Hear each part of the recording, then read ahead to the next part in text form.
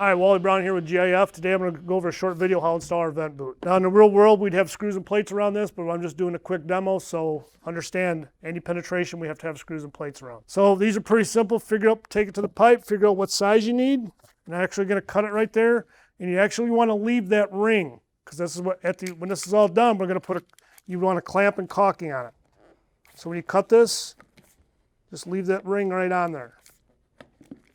All right, now that's pretty small. So what I'm going to do, I'm going to heat this up and I'm going to stretch it and make it fit over that pipe. You want this to fit tight. Put my gun up. Now this is unsupported material. It's not going to take as much heat.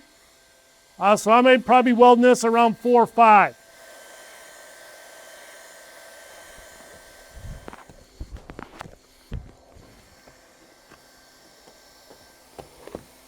So for a lot of people running into problems with these, again, we only have to weld 1.5 inches all the way around this. So they start welding at one end. Well, if you get a wrinkle, even that little bitty wrinkle, by the time you start chasing that wrinkle around and get back to where you started, odds are you're going to have to cut it.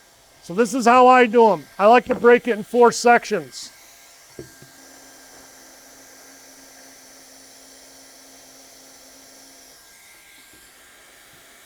Again, we only have to weld it 1.5 inches. I'm going to weld this whole thing down. It doesn't take me that much longer.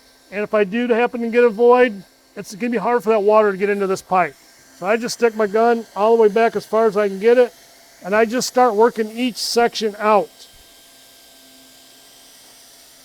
Jump to my next section. This is the last section I have to weld. Once this detail is done, we need water block behind it. We need a clamp. And then we need our all-purpose caulking on top of it.